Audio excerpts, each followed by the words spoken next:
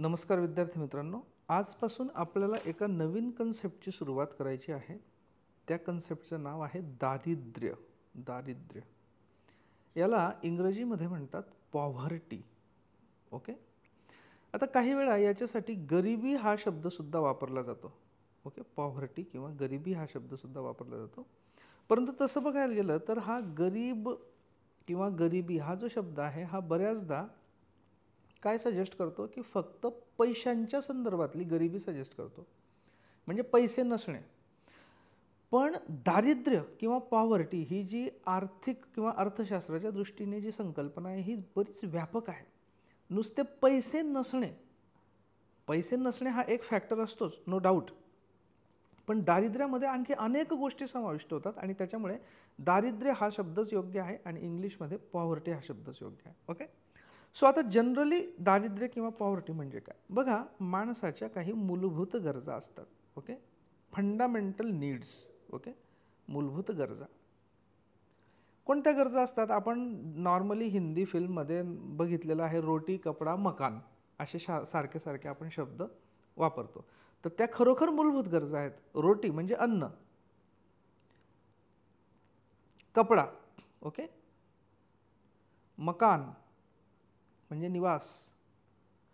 पण अर्थात पूर्वी फक्त रोटी कपडा मकान हे असायचं, पण आता अनेक गोष्टी त्याच्यामध्ये ॲडिशन होत गेलेल्या आहेत. उदाहरणार्थ शिक्षण, किमान प्राथमिक शिक्षण, त्याच्यानंतर आरोग्य, काही बेसिक आरोग्याच्या सुविधा मिळणे, बरोबर. त्याच्यानंतर काही सामाजिक समता, राजकीय समता वगैरे वगैरे. ओके, ही एक्सपांड होत जाते. पण तरीसुद्धा मूलभूत गरजांमध्ये जास्त करून ज्या भौतिक गरजा आहेत त्यांच्यावर अजूनही बऱ्यापैकी भर दिला जातो, किमान मिनिमम लेवल. ठीक आहे. सो जेव्हा एखादी व्यक्ती आपल्या या मूलभूत गरजा देखील पूर्ण करण्या इतपत सक्षम नसेल, त्या व्यक्तीला किंवा त्या कुटुंबाला आपल्या मूलभूत गरजा पूर्ण करणं सुद्धा पॉसिबल होत नसेल, म्हणजे इतकी सुद्धा त्याच्याकडे ऐपत नसेल, क्षमता नसेल, तर अशी जी सिच्युएशन असते तिला आपण दारिद्र्य किंवा पॉव्हर्टी असं म्हणतो. ठीक आहे. सो ही झाली डेफिनेशन, जनरल दारिद्र्याची डेफिनेशन. पण दारिद्र्यामध्ये बेसिकली दोन प्रकार आढळतात. कोणते दोन प्रकार? दोन प्रकार असे आहेत की एक म्हणजे निरपेक्ष दारिद्र्य, याला म्हणतात इंग्लिशमध्ये ॲब्सोल्यूट पॉव्हर्टी. ठीक आहे. निरपेक्ष दारिद्र्य म्हणजे ॲब्सोल्यूट पॉव्हर्टी. आणि दुसरा प्रकार असतो तो म्हणजे सापेक्ष दारिद्र्य, म्हणजे रिलेटिव्ह पॉव्हर्टी.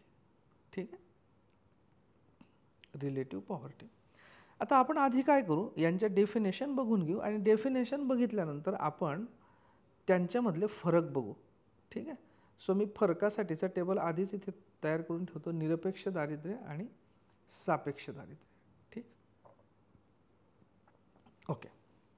सो पहिल्यांदा निरपेक्ष दारिद्र्य म्हणजे काय? सो निरपेक्ष दारिद्र्य म्हणजे असं की समजा ज्या माणसाच्या किमान जीवनावश्यक गरजा, किमान, किंवा यालाच एक वर्ड वापरला जातो न्यूनतम, किमान किंवा न्यूनतम, कमीत कमी गरजा ज्या केवळ जगण्यासाठी आवश्यक आहेत, अशा गरजासुद्धा जर पूर्ण करण्या इतपत त्याच्या क्षमता नसतील तर त्याला म्हटलं जातं निरपेक्ष दारिद्र्य, ॲब्सोल्यूट पॉव्हर्टी.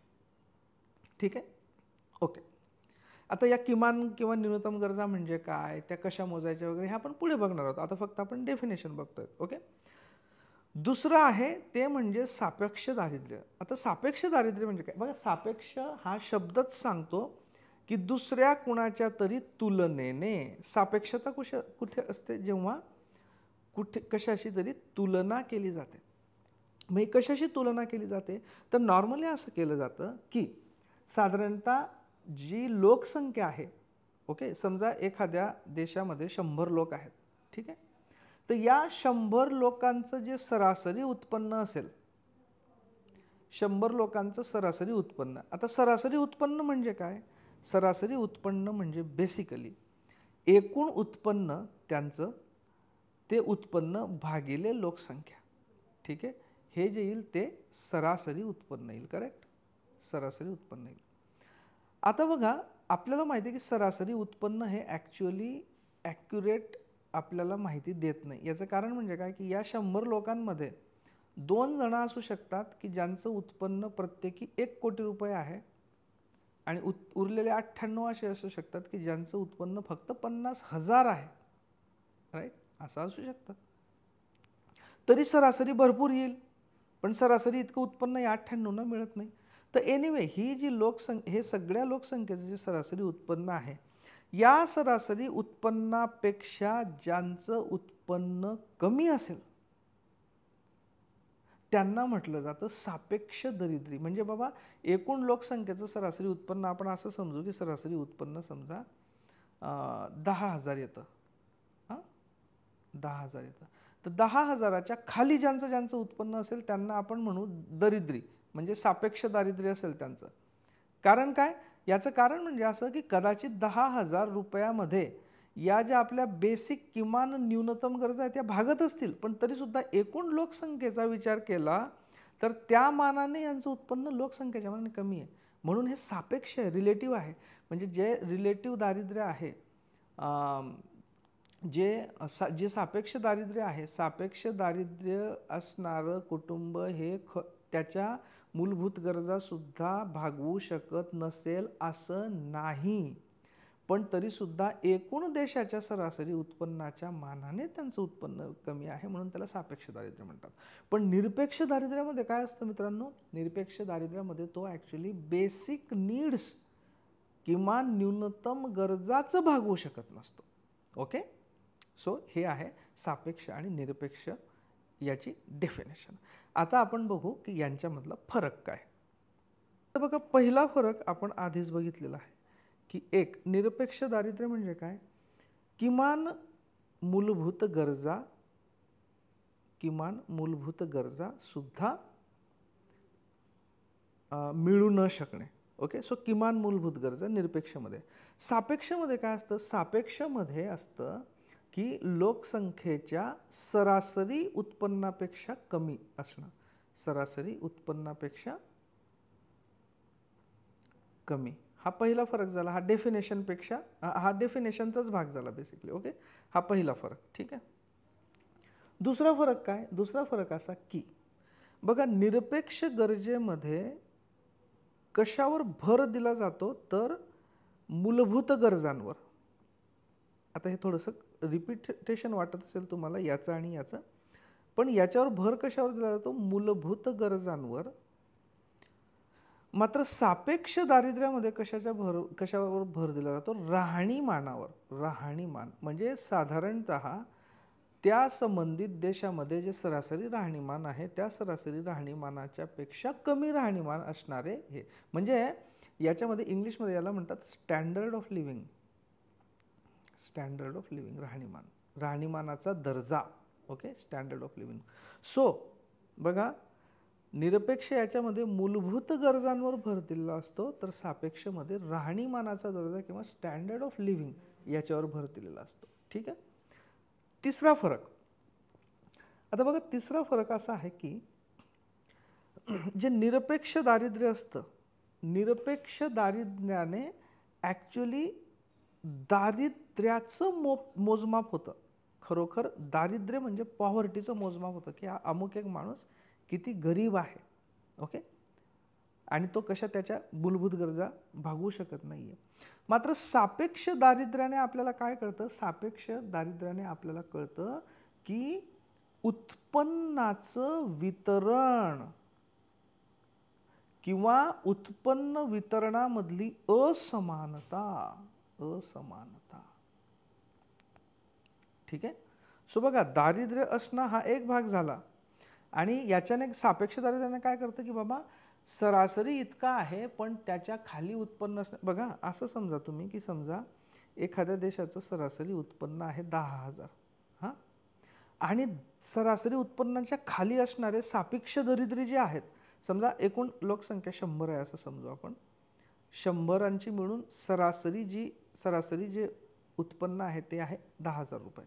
ओके, आणि या 100 पैकी 10,000च्या खाली उत्पन्न असणारे समजा 70 लोक आहेत. याचा अर्थ काय की 70 लोक असे आहेत की ज्यांचं उत्पन्न 10,000 पेक्षा सुद्धा कमी आहे आणि 30% फक्त लोक आहेत की ज्यांचं उत्पन्न 10,000 पेक्षा जास्त आहे. ओके, 10,000 पेक्षा जास्त आहे. याचाच अर्थ काय, याचाच अर्थ की फक्त काही जणांकडे म्हणजे 30%कडे फार मोठ्या प्रमाणावर उत्पन्नाचं किंवा संपत्तीचं केंद्रीकरण झालेलं आहे. म्हणजे उत्पन्नाचं वितरण असमान आहे. समाजामध्ये असमानता आहे उत्पन्नाची.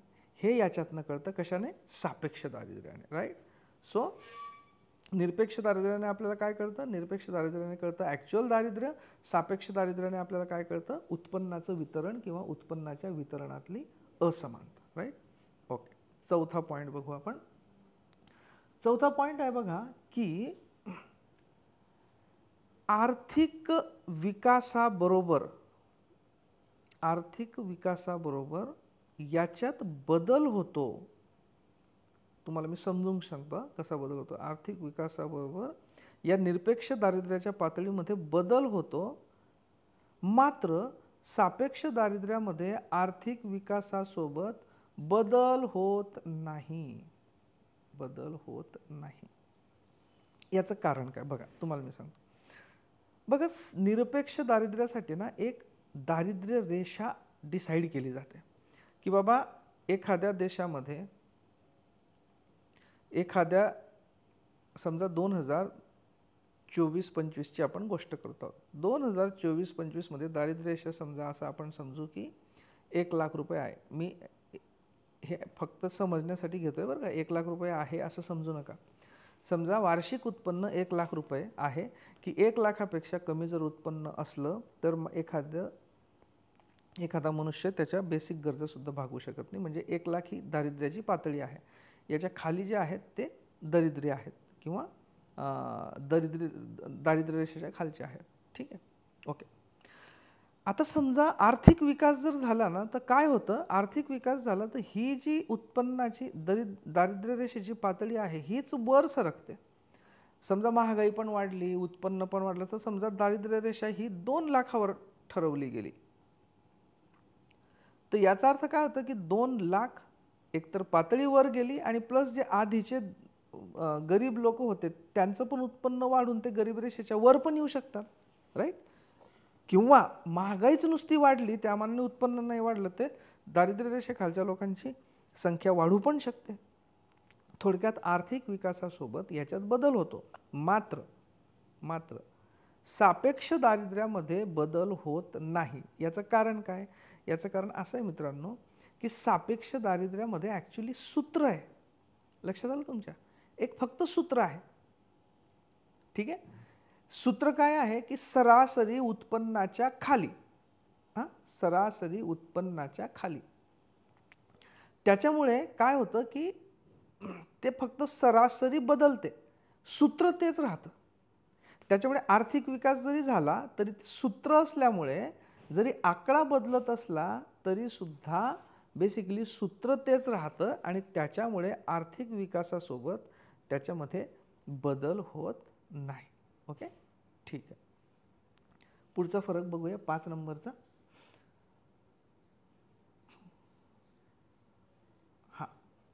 साधारणतः निरपेक्ष दारिद्र्य ही जी संकल्पना आहे ही विकसनशील, म्हणजे जसं भारत आहे विकसनशील म्हणजे काय, डेव्हलपिंग, किंवा अविकसित म्हणजे अंडर डेव्हलप्ड, अविकसित. साधारणतः विकसनशील किंवा अविकसित देशांसाठी निरपेक्ष दारिद्र्याची संकल्पना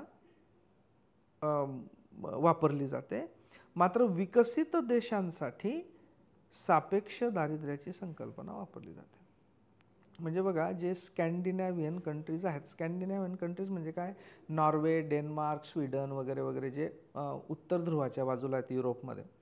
आता त्यांच्यामध्ये ऑलरेडी प्रत्येक नागरिकाचं उत्पन्न प्रचंड आहे, राहणीमानाचा दर्जा प्रचंड आहे, पण तरीसुद्धा जे ओव्हरऑल राहणीमान आहे, जे सगळ्यात टॉपचं राहणीमान असेल त्याच्या मानाने एखाद्याचं राहणीमान कमी असेल तर तो सापेक्ष दारिद्र्य मानला जातो. आणि त्याच्यातला त्या देशातला जो दरिद्री आहे, त्या देशातला जो दरिद्री आहे म्हणजे बिलो पॉवर्टी लाईन आहे, तो कदाचित भारतातल्या उच्च मध्यम वर्गीयाच्या इक्विव्हॅलंट असू शकतो, पण तिथे मात्र तो गरीब समजला जातो. कारण काय, तिथे जी संकल्पना वापरली जाते ती सापेक्ष दारिद्र्याची संकल्पना वापरली. तिथे ऑलरेडी सगळेच दारिद्र्य रेषेच्या वर आहेत, पण तरी जे खाली आहेत त्या मानाने म्हणजे स्टँडर्ड ऑफ लिव्हिंगमध्ये खाली आहेत, त्यांना सापेक्ष की बाबा त्यांनी सुद्धा या टॉपपर्यंत पोहोचलं पाहिजे असा तो अँगल असतो. सो विकसित देशांमध्ये सापेक्ष दारिद्र्याची संकल्पना वापरली जाते आणि विकसनशील आणि अविकसित देशांमध्ये मात्र निरपेक्ष दारिद्र्याची संकल्पना वापरली जाते. Okay, right. ओके, पुढचा भाग घेऊ आता. निरपेक्ष दारिद्र्य मोजण्यासाठी कोणते कोणते निकष किंवा कोणते सूत्र वगैरे वापरले जातात ते हे जरूर लक्षात ठेवा. एक पहिला महत्त्वाचा म्हणजे गिनी कोइफिशियंट. सॉरी, निरपेक्षमध्ये नाही तो, 1 मिनिट. हां, सापेक्ष दारिद्र्यामध्ये पहिला म्हणजे head count ratio. Head count ratio. Okay, head count, head म्हणजे काय, डोकी मोजणे म्हणजे माणसं मोजणे की किती एकूण लोकसंख्येपैकी किती डोकी म्हणजे किती माणसं ही दारिद्र्य रेषेच्या खाली आहेत. Simple, head count ratio. हे आपण डिटेल नंतर बघणार आहोत, आता फक्त आपण फरक बघतोय. त्याच्यानंतर poverty gap index. Poverty gap index निरपेक्ष दारिद्र्यासाठी. त्याच्यानंतर MPI multi dimensional poverty index, हे पण आपण डिटेल नंतर बघणार आहोत.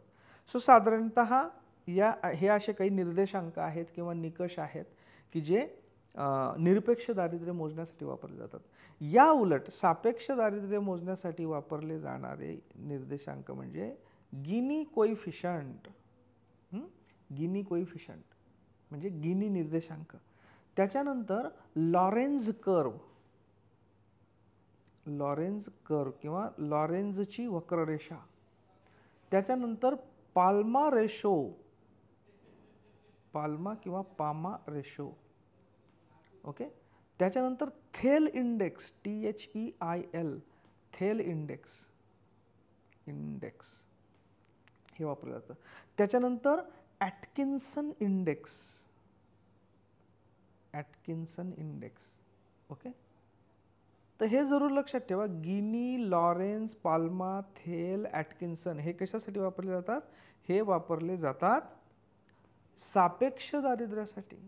आणि निरपेक्ष दारिद्र्यासाठी वापरले जाणारे आहेत ते म्हणजे head count ratio, poverty gap index, multi functional poverty index वगैरे वगैरे. हे आपण डिटेल नंतर बघणार आहोत. Okay, right.